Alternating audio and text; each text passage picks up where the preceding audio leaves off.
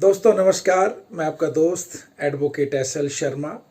दोस्तों अगेन हमारे YouTube channel legal expert in Delhi में आपका स्वागत है। दोस्तों हमारे यूट्यूब चैनल के द्वारा आज मैं आपको क्रेडिट कार्ड के लोन से संबंधित बहुत ही महत्वपूर्ण इंफॉर्मेशन उपलब्ध कराने जा रहा हूं।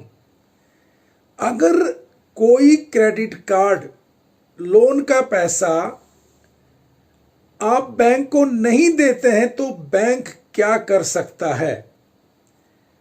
अगर कोई क्रेडिट कार्ड लोन का पैसा बैंक को न दे तो बैंक हमारे साथ क्या कर सकता है। आपको मैं सबसे पहले दोस्तों बता दूं कि क्रेडिट कार्ड पर जो लोन दिया जाता है वह क्रेडिट कार्ड की क्रेडिट लिमिट के बदले ही दिया जाता है। इसका आशय यह हुआ कि लोन की वसूली क्रेडिट कार्ड के प्रत्येक स्टेटमेंट जारी करने के साथ ही जोड़कर की जाती है। इस प्रकार जब आप अपने क्रेडिट कार्ड के बकाया राशि का भुगतान करते हैं तब आप अपने लोन की इंस्टॉलमेंट भी चुकाते हैं। अगर आप क्रेडिट कार्ड की बकाया राशि नहीं चुकाते हैं तो आपके लोन की बकाया राशि का भी भुगतान नहीं हो पाता है। यानी जब आपका क्रेडिट कार्ड का बिल ही नहीं जाएगा तो जो आपने क्रेडिट कार्ड के द्वारा लोन उठा रखा है उसकी ईएमआई या उसका इंटरेस्ट का भुगतान होने का तो कोई प्रश्न ही नहीं बनता है। अब आती है, अगर कोई क्रेडिट कार्ड का बकाया राशि न दे तो बैंक हमारे साथ क्या कर सकता है। दोस्तों क्रेडिट कार्ड डिफॉल्ट तब होता है जब आप लंबे समय तक अपने क्रेडिट कार्ड के बकाया बिल का भुगतान करने में असफल या विफल रहते हैं।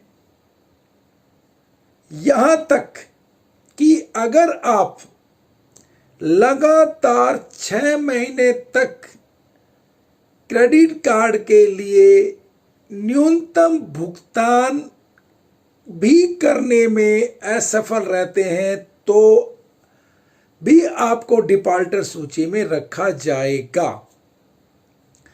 और आपका क्रेडिट कार्ड खाता तुरंत निष्क्रिय कर दिया जाएगा। यानी डीएक्टिव कह सकते हो या बंद करना कह सकते हो।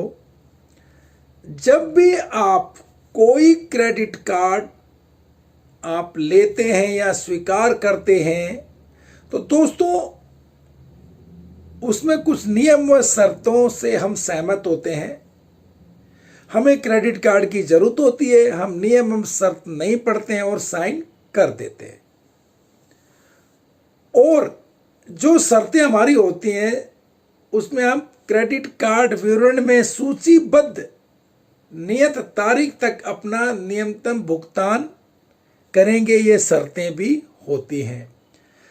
जब हम लगातार 6 महीने या उससे अधिक समय तक न्यूनतम भुगतान करने से चूक जाते हैं तो हम क्रेडिट कार्ड डिफॉल्टर बन जाते हैं। ऐसी परिस्थिति में हमारा जो क्रेडिट कार्ड जारी करता बैंक है हमें पहले ईमेल या एसएमएस के माध्यम से नोटिस भेजेगा,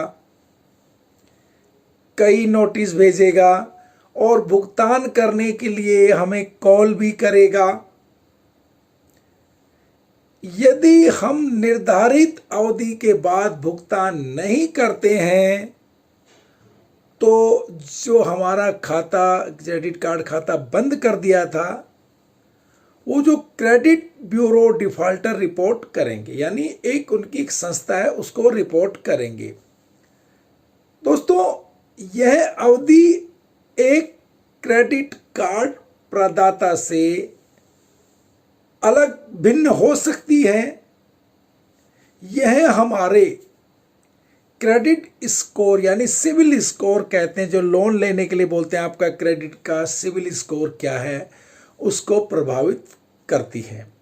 और भविष्य में अगर हमें कहीं से लोन चाहिए वो मिलना मुश्किल हो जाता है। एक बार जब कोई क्रेडिट कार्ड डिफॉल्टर के रूप में सूचीबद्ध हो जाता है तो क्रेडिट दायित्व के जोखिम भी बन जाते हैं। क्रेडिट कार्ड के बिल का भुगतान न करने का सम्मिलित रूप से बैंकों द्वारा किसी निजी व्यक्ति की मर्जी से प्रेरित नहीं होता, बल्कि यह उनके मानक संचालन द्वारा संचालित होता है। यानी जो उनकी पॉलिसीज हैं उनके द्वारा संचालित होता है। दोस्तों, सर्वप्रथम बात आती क्रेडिट स्कोर प्रभावित होगा। अगर आपका भुगतान डिफॉल्ट होता है तो आपका क्रेडिट स्कोर प्रभावित होगा। ऐसा इसलिए होता है क्योंकि क्रेडिट रेटिंग जो एजेंसियां हैं नियमित रूप से आपके भुगतान इतिहास के बारे में रिपोर्ट प्राप्त करती रहती हैं। अब आता है नंबर 2, आपको बैंक द्वारा ब्लैक लिस्टेड कर दिया जाता है। बैंक और क्रेडिट कार्ड कंपनियां ऐसे लोगों की काली सूची में डाल देती हैं, ब्लैक लिस्टेड को काली सूची कहती हैं, जो अपने क्रेडिट कार्ड का भुगतान करने में विफल रहते हैं। इसके अलावा दोस्तों, आपका जो क्रेडिट कार्ड ब्लॉक कर दिया जाएगा। कार्ड के से आगे किसी भी प्रकार का लेन देन रोकने के लिए बैंक आपके क्रेडिट कार्ड को जो ब्लॉक कर देगा, आप उससे कोई खरीदारी करने के लिए कार्ड स्वीप नहीं कर पाएंगे जब तक सभी बकायों का निपटारा नहीं हो जाता और बैंक आश्वस्त नहीं हो जाता, तब तक कार्ड आपका दोबारा काम नहीं करेगा।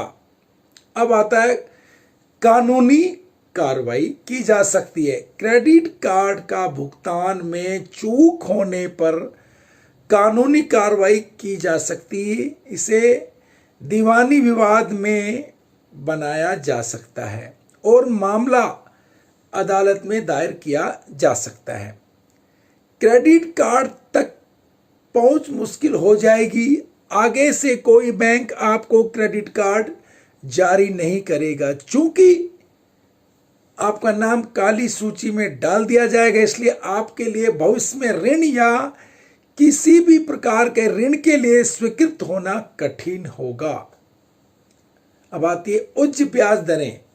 यदि आप बार बार अपने भुगतान की देय तिथियों को भूल जाते हैं और क्रेडिट कार्ड की बकाया राशि पर लगाई जाने वाली ब्याज दरें जो काफी अधिक होती हैं, उनका आपको भुगतान करना होता है। अब आता है नंबर 7, संपत्ति अधिग्रहण। यह सबसे खराब संभव परिदृश्य है और केवल अंतिम चरण में होता है। यदि बैंक के पास आपके बचत बैंक खाते या अन्य खाते तक पहुंच है तो बकाया बिल के भुगतान के धन का उपयोग किया जा सकता है। अगर आपका सेविंग अकाउंटों की अप्रोच क्रेडिट कार्ड धारक बैंक के पास है तो। इसके अलावा कुछ बैंक बकाया राशि का निपटारा करने के लिए आपकी स्वामित्व वाली संपत्तियों को भी जब्त कर सकते हैं। रिकवरी एजेंट भी आपसे संपर्क करेगा। आमतौर पर बैंक बिल का भुगतान करने के लिए कुछ लीवरेज और समय देते हैं। यह बैंक के आधार पर 60 से 90 दिनों के बीच कभी भी बढ़ाया जा सकता है। यदि इस अवधि के बाद भी भुगतान नहीं किया जाता है तो मामला बैंक के रिकवरी हाउस को भेज दिया जाता है। इसके बाद रिकवरी एजेंट आपसे संपर्क करेंगे और बिलों का जल्दी से निपटारा करने के लिए कहेंगे। इसमें नाना प्रकार के हथकंडे अपनाए जाते हैं जो लिखने की जरूरत नहीं है, आप सबको पता होगा, या बोलने की जरूरत नहीं है, यह सब आपको पता है। तो दोस्तों, अगर आपने क्रेडिट कार्ड के बिल का भुगतान नहीं किया है तो आपके साथ ये समस्याएं आएंगी। मेरे द्वारा दी गई जानकारी अगर आपको अच्छी लगी हो तो प्लीज़ लाइक कीजिए, सब्सक्राइब कीजिए, ताकि हमारे द्वारा इसी प्रकार आपसे के लिए जानकारी वाले वीडियो अपलोड करें और सर्वप्रथम आप तक पहुंचे। अगेन दोस्तों, मैं आपका दोस्त SL शर्मा। जय हिंद।